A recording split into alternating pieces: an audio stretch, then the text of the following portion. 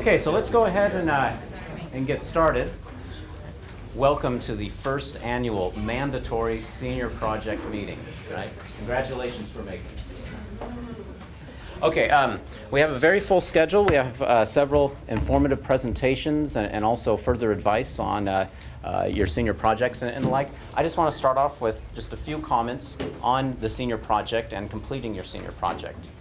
First off, you should recognize that the senior project is really a rather unique experience and something that is quite particular to Cal Poly. It's something that distinguishes your degree here at Cal Poly. When you go out there on the market, individuals from other universities are more likely than not to have not also produced a senior project. So it's a way to distinguish yourself. Right? And the senior project itself, it's described as a capstone experience, and it very much is something that pulls together all of the substantive knowledge, the analytical tools that you've developed during your time here at Cal Poly. But it's also a forward-looking experience as well. Right? Many graduate programs, many jobs as well will often ask for writing samples. It can serve that purpose. You can use it to look into career options as well if you're looking into media issues and politics or campaign advising. Here's your chance, right, to do some specialized study. If you're looking into traveling abroad and seeking opportunities in foreign countries, this also allows you some more specialized type of study. So the senior project, right, it's a capstone experience, but it's also very valuable for you to think about where you're going in your future as well. I guess the last things that I'd like to emphasize is that as chair of the department, since I see students work their way through the program and hopefully finish the program, I want to emphasize completing the senior project, right? And your ability to complete the senior project, right? That's going to sort of be an underlying theme probably throughout these short presentations and the like. And I'd probably like to emphasize both how capable you are right now in terms of your preparation and your ability to complete your senior project, but then also how difficult it becomes after you graduate. Right? Just consider these few things. One is think about your peer environment right now. Right? You're surrounded by other students who are also in a routine of studying, completing assignments and the like. After you leave Cal Poly, you're going to be somewhere else. You're going to be looking for a job. You're going to be listening to your parents telling you, why did you come back home? You're going to be in a completely different environment, and it's going to be difficult, right, to get into that mode of studying and finishing your senior project. So that sort of psychology, right, really makes things rather difficult. Secondly, think of the resources that you have. Right now, you're able to access Kennedy Library. You're able to get a hold of journals and such, all because of your Cal Poly enrollment, right, and the password you're able to use there. When you leave Cal Poly, you're not going to be able to do that. It's going to become much more difficult to gather resources. You might have a local public library. That's not going to serve probably going to serve your purposes as well. If you're near a university, they might have closed stacks, and access might be difficult as well. So just simply getting access to resources is going to become quite a bit difficult as well. And then finally, advising, right? Certainly after you're gone from Cal Poly, right? And if you find that you still need to complete your senior project, the faculty are all available for advice, but it's just simply a little bit more difficult, right? To have those head-on-head personal meetings with faculty. So all those things change, right? So if you could think of your likelihood of completing your senior project and like, well, like a drawn graph, right? Think of this as being your chances, right, of completion. And this is time, right? And you have your senior year, your graduation, and then the rest of your life. Right now, your chances are very high, and they increase, right?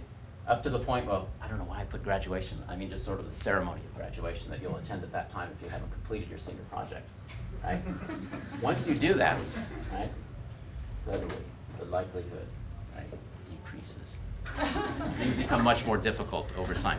Believe it or not, every year our department receives phone calls from individuals, I swear, 10 or 20 years ago, they were at Cal Poly, and they call up and say, you know, something's bothering me. I hadn't completed my senior project, right? And they muster up all the will that they can, their capabilities, and ultimately try and complete it. And it digs at them over time. right? And so you really want to be able to complete your senior project, right, at the time when you have all of your resources and support that are in place, right? For the more visual learners,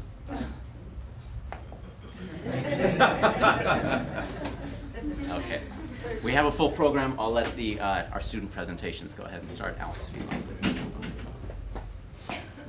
Hi everybody, my name is Alex Cunny. I'm a graduating senior. I'm going to talk a little bit about your research question. Actually, before I talk about that, I think there's 2 or 3 really important things you need to do before actually breaking into your senior project. The first thing is being actively engaged in your classes, so you find something that you're really passionate about and that you're going to enjoy doing over a quarter or 2 quarters or maybe even 3. That's the first thing. The second thing is finding a teacher that you work well with and who's willing to work with you. I think everybody in the department's pretty willing to do so, but finding somebody who specializes in what you want to do. With that being said, I think the big thing about the research question to emphasize is starting early. For me, I kind of got an idea of what I wanted to do, but until I started talking to Dr. Moore a lot more, I didn't realize that it wasn't as specific as it needed to be, and it wasn't as directed as it needed to be.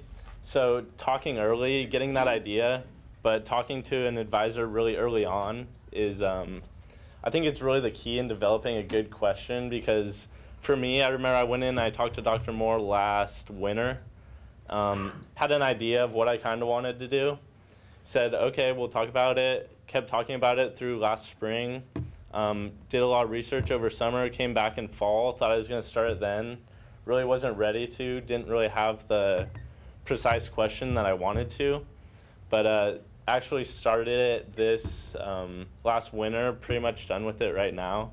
So really taking your time and refining it as much as you can, that's really the key in getting a good project.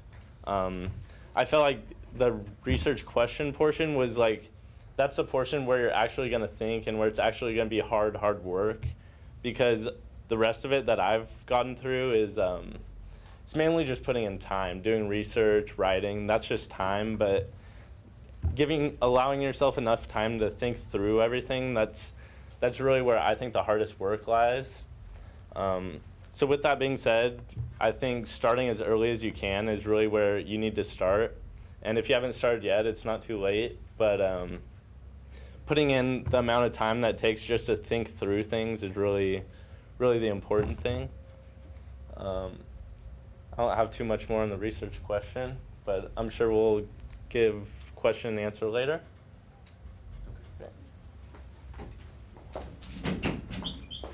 So I'm Julie. I just finished in winter, so my project is done. And I didn't do the think about it for a really long time. I started it in January and finished it in March. So I wish I'd had more time to think about it. That probably would have been good. I actually ended up doing a lot of my research question formation while I was doing the research. And I guess my biggest recommendation would be to research everything. Even if you don't think you need to read about something because it doesn't seem like it relates